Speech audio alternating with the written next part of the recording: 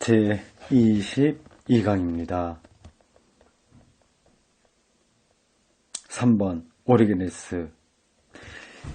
알렉산드리아 학파의 대표적인 신학자 클레멘스와 오리게네스를 우리가 공부하고 있습니다. 클레멘스는 앞에서 봤고요. 이제 오리게네스가 나옵니다. 오리게네스를 폴리플레이 선생님이 크게 다루고 있어요. 길게 얘기합니다. 그만큼 중요한 신학자이기도 합니다. 번호를 많이 매기네요. 이 클레멘스는 번호 없이 뚝 잘라서 얘기하는데, 오리게네스는 아주 좀 더 구체적으로 여러 그의 생각들을 정리했습니다. 5번까지 있네요. 종말론까지 있습니다. 그러니까 성서 해석, 오리게네스의 성서 해석, 그리고 신론, 그리고 타락, 네 번째 그리스도론, 마지막 종말론입니다. 자, 117쪽입니다. 1번 성서의 알레고리적 해석. 오리게네스의 대표적인 성서 해석하기 바로 알레고리칼하다고 하는 거죠. 오리게네스는 클레멘스와 비슷한 시대입니다. 여기 각주에 보니 185년 6년에서 태어나서 230년에서 31년 사이에 알렉산드리아에서 활동했다. 그리고 254년에 죽었다. 그래 되어 있네요.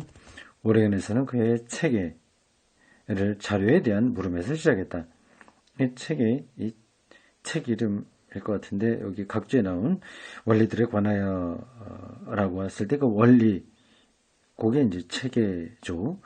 자료들에 대한 물음에서 시작했다. 주요 자료는 성서였다. 성서는 세 가지 형태로 해석된다.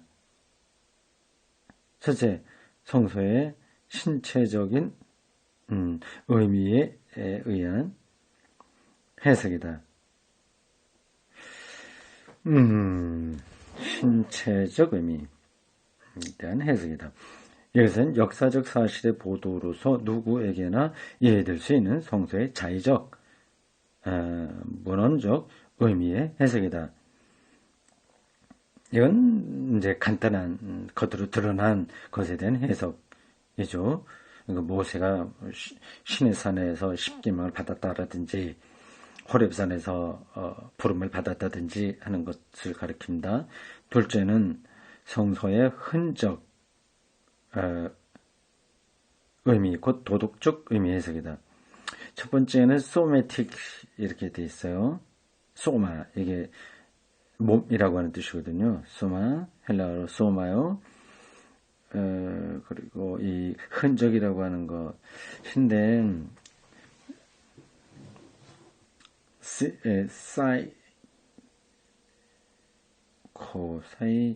psychisch, 독일어하고 영어로 했는데,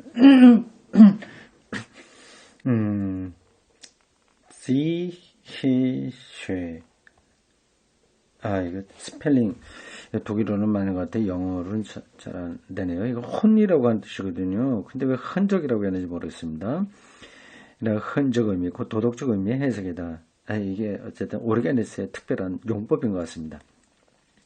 세 번째는 성서의 영적인 의미, 푸니마틱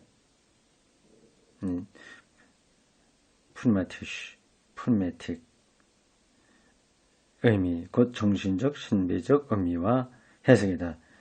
여기서 완전한 사람만이 가까이 할 수 있는 의미다. 이 세 번째가 가장 중요하겠죠. 이 영적인 의미만이 있는 경우도 많다. 이런 경우에는 영적 의미와 자의적인 의미가 겹쳐진다. 이럴 때 자의적 의미는, 이 자의적이라고 하는 것은 그냥 보통 뜻을 때는 자기가 마음대로 한다는 게 자의적이잖아요. 저 사람은 굉장히 자의적이야. 자기 생각대로 하는 거야. 이렇게 하는데 여기서 자의적은 그게 아니라 문자라고 하는 뜻입니다. 문자적 의미. 문자적 의미는 신비적 의미의 담지자가 된다.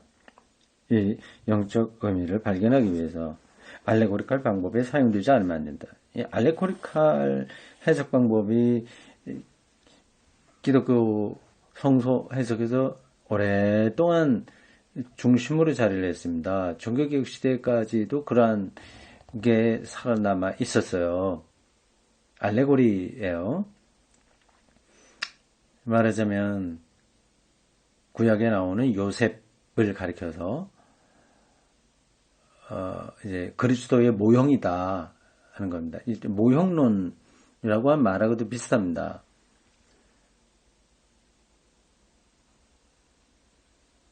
이런 알레고리의 해석이 한국교회에도 팽배합니다. 이거 좀 위험하죠. 조심스럽습니다. 그 텍스트 배우에 숨겨져 있는 정신적 의미를 탐구하지 않으면 안 된다. 이게 오르게네스의 입장이에요. 근데 성서에 대한 historical criticism, 역사적 비평이 시작된 이후로는 이 알레고리칼 해석은 신학에서 자리를 감췄다 생각하면 됩니다. 오르게네스에 의한 성서 해석 방법에 한정돼서 생각하시면 되겠습니다. 그 뒤후로 역사 비평이 나오기 전까지 계속 영향을 받았어요. 이 알레고리적인 해석 방법은 여기 나오네요. 16세기 종교개혁자들에 의해서 강하게 공격을 당했다. 이 방법은 종교개혁자들도 부분적으로 이런 해석을 하던데요. 제가 읽은 책에서는 그렇게 확인이 됐습니다. 그러나 아주 일방적인 알레고리칼 해석에 대해서는 물론 종교개혁자들은 비판했죠. 그걸 가리키는 것 같습니다. 이 방법은 우리의 현대적 문헌학적 정신에서는 낯선 것이다. 그러나 이 해석의 필연성은 다음과 같은 상황에서 분명하게 된다. 뭘까요? 곧 하나의 권위 있는 텍스트의 의미가 자의적으로 무의미하게 되었을 때, 여긴 다시 한번 자의적은 문자적이다고 하는 뜻입니다. 여기 이럴 땐 번역한 사람이 오해 소지가 있는데 문자적으로 이렇게 번역했으면 되는데 왜 이렇게 했을까요? 자의적으로. 이건 일반적으로 쓸 때는 자기 마음대로 한다 그런 거예요. 그 텍스트를 살리려면 그 안에 있는 자의적 의미와는 다른 의미를 발견해내지 않으면 안 되는 상황이 그것이다. 교회의 설교에서 사용되는 성서 텍스트를 알레고리적으로 다루고 있다. 그리고 구약 성서를 해석하는 데서 구약 성서 안에서 신약 성서의 그리스도 증언의 예증들을 보는 주석자도 역시 이 알레고리 방법을 사용하고 있다. 바로 앞에서 요셉을 그리스도의 모형으로 보는 것과 같은 겁니다. 만일 하나의 텍스트가 절대적인 권위를 가진다고 한다면 그것이 자의적으로 해석될 때 아무런 의미도 가질 수 없게 다시 한번요. 라고 하면서 그것이 자의적으로 해석될 때 아무런 의미를 가질 수 없게 될 적에는 그 방법에 대한 해석이 불가피하다. 뻔한 이야기에 떨어지게 되면 알레고리칼 해석을 통해서 더 풍부한 의미를 담아내야 되지 않냐 하는 그런 주장입니다. 다시 말해서 문자적 의미를 실존적 의미로 바꿔놓는다. 문자를 오늘 우리가 어떻게 실존적인 삶에 적용시킬 수 있느냐 하는 쪽으로 이렇게 심화시킬 수 있다고 하는 거죠. 그런 점에서는 필요하긴 합니다. 그러나 이렇게 함으로써 텍스트의 권위는 동의를 받게 됩니다. 이렇게도 번역되고 저렇게도 번역되고 하니까요. 그 때문에 루터의 종교개혁은 본래 텍스트를 문자적으로 문헌학적으로 정확한 텍스트를 진정으로 권위로 삼고 여기에 의존했던 것이다. 솔라 스크립투라라고 하는 이 슬로건도 거기 있습니다. 오직 성서라고 하는 것은 교황이 알레고리칼하게 이렇게 해석하는 것을 극복하고자 한 주장이죠. 그런데도 정통주의자의 교리적 주장이나 이들이 성소로부터 이끌어낸 증명을 검토해보면 우리는 여기에서 오리게네스가 사용한 것과 똑같은 방법을 사용하고 있음을 알게 된다. 그렇죠. 많은 그 흔적들이 남아 있습니다. 이들 역시 성서를 해석하는데 텍스트를 넘어서고 있었던 것이다. 성실한 인간이라면 텍스트란 그 자기적 의미에서는 무의미한 것이고 또 텍스트 자체 안에서도 숨겨진 의미란 없다는 것을 인정하게 될 것이다. 무슨 말인가요? 성실한 인간이라면 성실하다는 표현보다도 진지하게 성서를 대하는 사람들이라면 이렇게 하는 게 낫겠죠. 텍스트란 그 자의적 의미에서는 무의미한 것이며 문자적인 의미에 떨어진다고 하면 좀 큰 의미가 있는 게 아니고 텍스트 그 자체 안에도 숨겨진 의미란 없다는 것을 인정해야 될 것이다. 이건 무슨 의미인지 모르게 번역이 되어 있습니다. 그리고 만일 의미 있는 것을 표현하려면 텍스트를 넘어서 가지 않으면 안 된다는 것을 인정해야 될 것이다. 그렇죠. 가령 한 가지 예를 들기로 하자. 미국의 헌법이나 수정조항은 절대적 권위를 갖는다. 그뿐만 아니라 법적 구속력을 갖는다. 그렇지만 그것을 오늘의 상황에 적용시키기 위해서는 최고재판소의 법정에서 해석되지 않으면 안 된다. 법 해석의 문제죠. 최고재판소의 판사들은 알레고리적 해석을 사용하지 않지만 그 결과는 마찬가지다. 어떤 문구가 있다면 그것을 이제 현실 삶에 맞도록 해석해내야 되니까요. 이 알레고리는 아니지만 어쨌든 실존적으로 옳은 것을 찾아간다고 하는 점에서 이 문자에 얽매이지 않는 것은 분명합니다.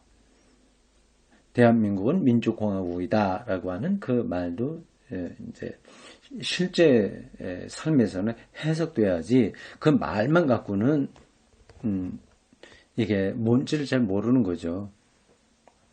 그들은 법의 정신에 의거한다. 그런데 법의 정신은 종종 법의 문자와 모순될 수 있는 것이다.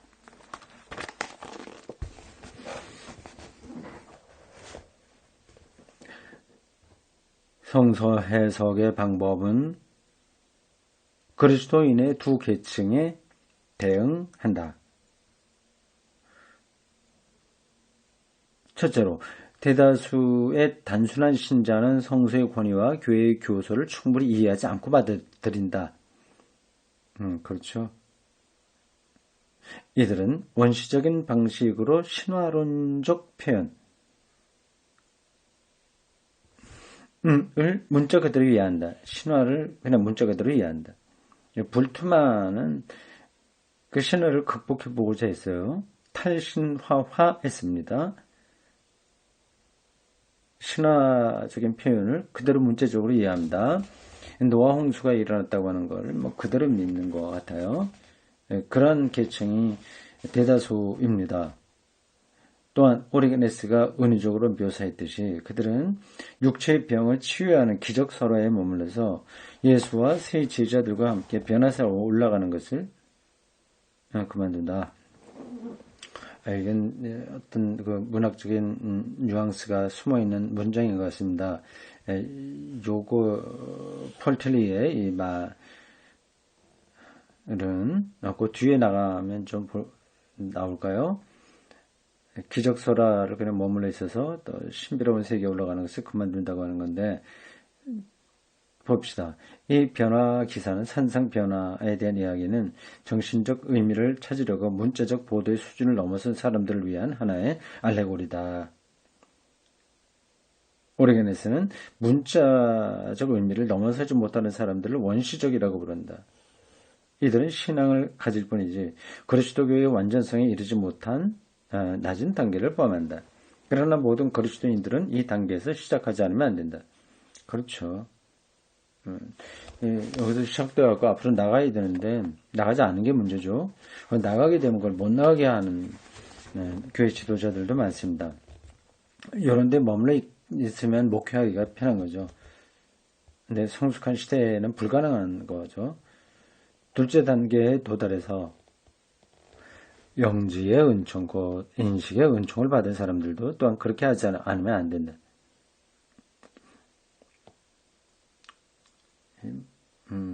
이런 방식으로 회심한 교양 있는 사람은 완전한 그리스도인이 된다. 그러나 그 역시 신앙을 토대로 해서만 완전한 그리스도인이 되는 것이다.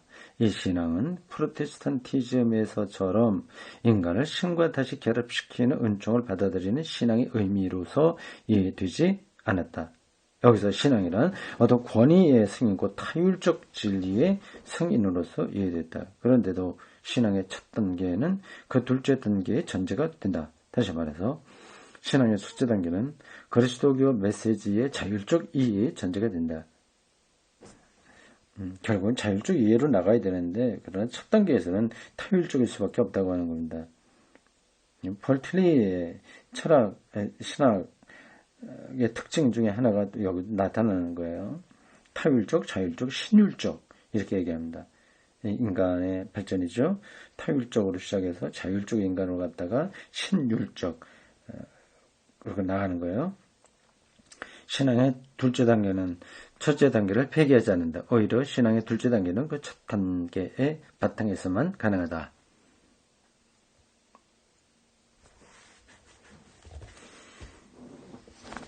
하나님 말씀을 일단 문자적으로 충실하게 이해하고 믿는 그런 첫 단계가 필요한 거죠. 예, 이 폴 틸리의 오리게네스 설명의 첫 번째였습니다. 오리게네스는 성서를 알레고리컬하게 해석했다 하는 겁니다. 알레고리에만 머문 건 아니에요. 그게 문자로서 충분한 의미가 안 될 때 알레고리 해석이 필요한 거고, 그래서 현대 신학이나 철학 이런 데서 볼 때 실존주의적인 해석이다 이렇게까지 말하고 있네요. 폴 틸리가 굉장히 마음에 들어할 만한 입장입니다. 저도 여기서 좋은 거 배웠습니다. 알레고리 해석을 저는 못마땅하게 많이 생각을 했습니다. 그거를 오늘의 그대로 적용시킨다고 하는 것은 성경을 왜곡시킬 염려가 많이 있는 거죠. 그러나 이 폴 틸리 설명에 따르면 꼭 그런 것만 아니다 하는 거예요. 그게 기본 바탕에서는 실존적 해석이 놓여 있기 때문에 그렇습니다. 알레고리칼 해석과 실존적 해석에 약간 그게 연결될 수 있는 선, 그거를 오늘 여기서 확인할 수 있습니다. 2번, 신과 로고스에 관한 교설.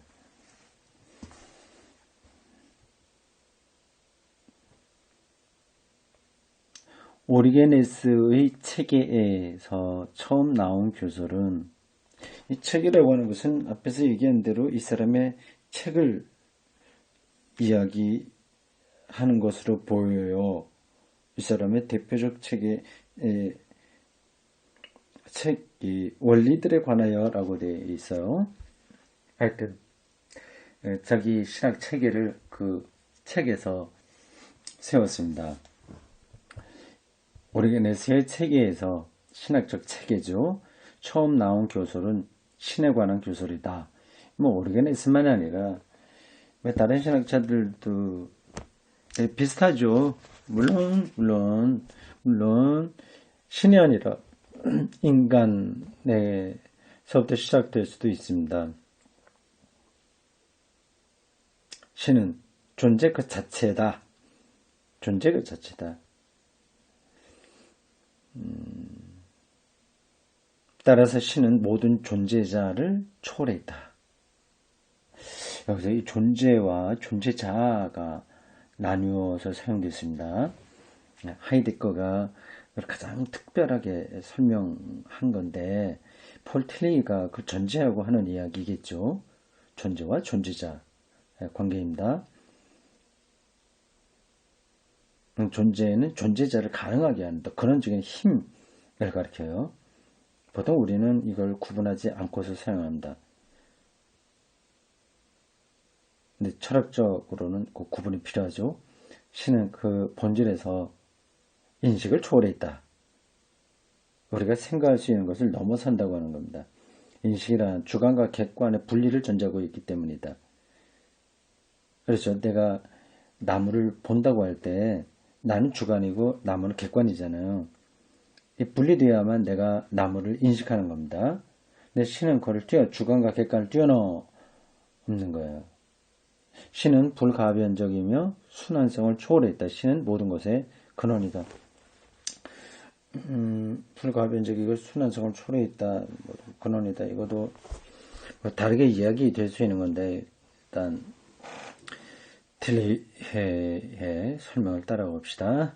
그러나 신은 근데 이런 설명에서 이게 폴 틸리 자신의 생각인지 오르게네스의 설명인지가 불분명할 때가 있어요. 이건 뭐 강의니까 어쩔 수 없는 거고 그리고 모든 언어의 한계이기도 합니다. 그런 것들을 아주 세밀하게 독자들이 구분할 수 있으면 좋은데 뭐 그거까지는 힘들겠죠. 그러나 신은 자신 속에 로고스 곧 내적인 말을 가지고 있다. 신은 로고스를 통해서 자기 자신에 대해서 그리고 다음으로 세계에 대해서 열어보인다.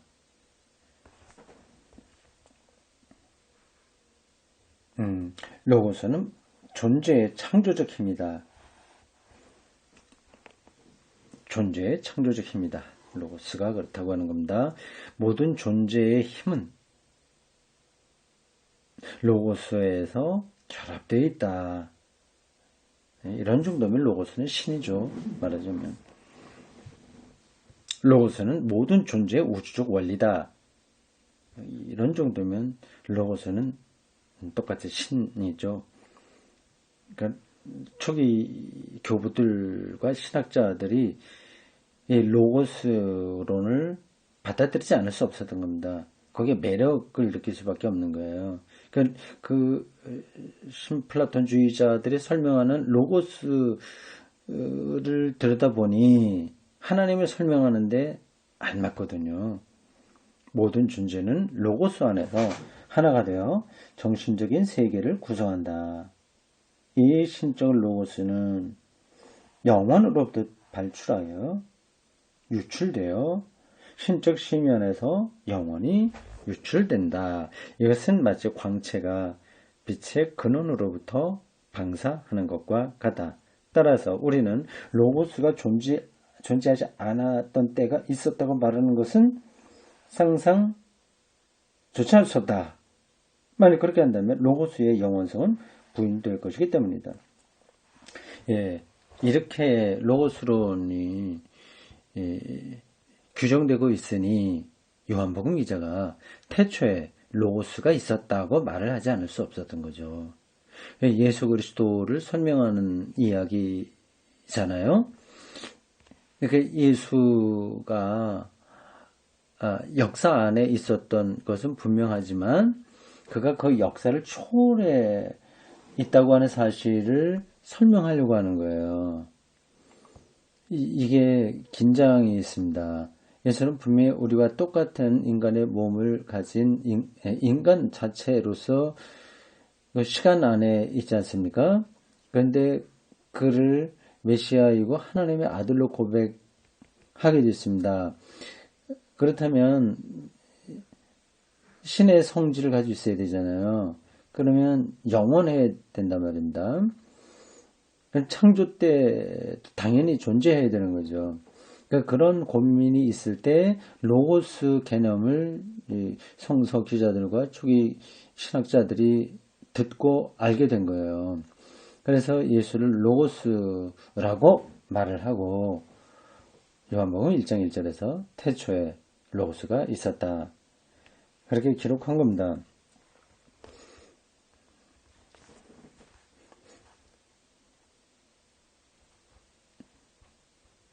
그런 거는 잘한 거라고 보입니다. 그러면 예수가 실제로는 안 그런데 그렇게 학자들이 설명한 것 뿐이냐는 질문이 가능하죠. 그렇지는 않습니다. 다 몰랐던 것을 철학의 근거에서 더 알게 된 거죠. 그래서 그 과감하게 로고스론을 성서와 기독교 신학 안에 끌고 들어올 수 있었습니다.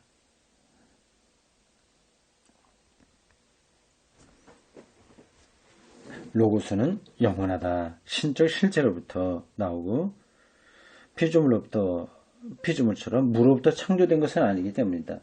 창조된 건 하나님에 의해서 만들어지긴 하나 창조된 것은 아닌 거예요. 그러므로 로고스는 또한 아버지와 같은 실체를 갖는다.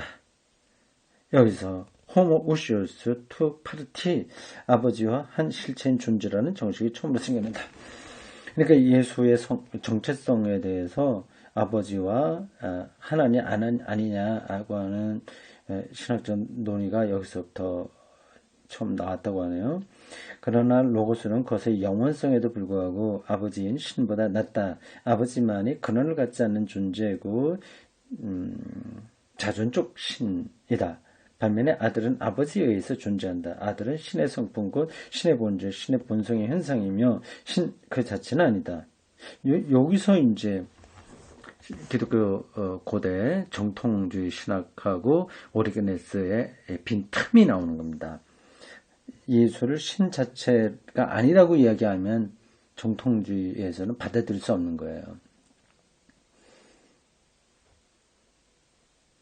오리게네스의 로고스는 두 가지 측면을 갖고 있다. 한편으로는 아들은 아버지와 마찬가지로 영원한데 다른 한편으로는 아들은 아버지보다 낮은 힘, 곧 존재의 힘을 낮은 존재의 힘을 갖는다. 한 단계 낮은 걸로 보면 정통주의 신학에서는 안 된 겁니다. 물론 아들은 창조된 모든 영적 존재 가운데서는 최고의 존재이지만 그러나 아들은 아버지보다 낮은 존재다.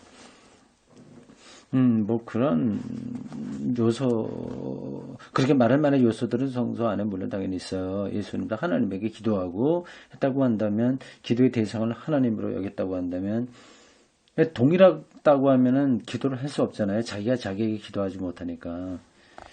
그러한 요소들이 있음에도 불구하고 기독교 신학은 예수와 하나님과를 본질적으로 동일하다고 봅니다. 이게 높고 낮고 이렇게 전혀 보지 않습니다. 이와 같은 것은 성인들의 혼 속에 활동하는 성령에 대해서도 말할 수가 있다. 신앙의 기준은 삼위가 숭배의 대상이기를 요구했지만 오레간에서는 마치 아들이 아버지보다 낮은 힘을 가지듯이 성령은 이들보다 낮은 힘을 갖는다고 보았다. 그러니까 삼일체가 오레간에서는 성숙하지 못한 겁니다. 삼일체에서는 이 셋이 낮다 높다로 말할 수 없는 거거든요. 그러나 한편 오레겐에서는 어떤 때에는 아들과 성령뿐만 아니라 그와 나란히 있는 최고의 영적 존재들을 신이라고까지 불렀다. 여기서는 조금 더 위태로워지는 거죠. 최고의 영적 존재들을 신들이라고까지 불렀다. 이것은 오리게네스의 사상 가운데 두 가지 다른 원리가 서로 모순을 가진 채 존재한다는 것을 보여준다. 그래서 뭔가 여기에 흠집들이 있는 겁니다. 그러나 한편 아들의 신성을 강조하지 않으면 안 되었다. 신성이 없이는 아들이 구원자가 될 수 없기 때문이다. 맞고요. 또 한편 오리게네스는 유출설에 근거해서 신적인 것으로부터 유출에는 최고의 단계로부터 최저의 단계에 이르는 계층이 있다고 말한다. 이 세 가지 최고의 원리인 아버지, 아들, 성령과 그 밖의 영적 존재 사이의 한계는 유동적이다. 우리는 이 유출을 세 개의 원으로 볼 수 있을 것이다. 최초의 원은 아버지인 신의 원, 가장 크죠? 이것만이 자기 자신에 의해 존재하고 그 안에 모든 것을 포함한다. 이 원의 내부에 아들의 원과 성령의 원, 동그라미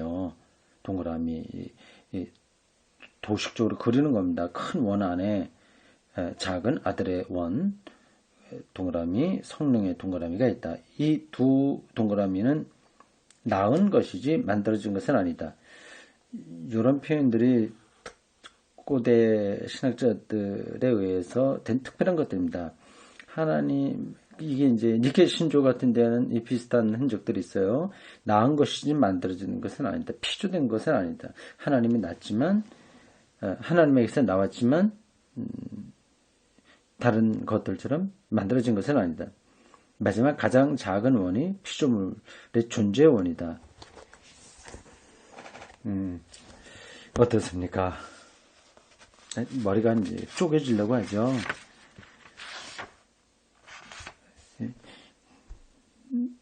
근데 우리가 뭐 이거 다 따라가기 힘들어요. 근데 그 초기에 기독교 교리가 형성될 때 이러한 논의가 아주 치열하게 일어났다고 하는 사실만이라도 좀 생각해 두십시오. 그래 간단하게 기독교 교리가 형성된 게 아닙니다.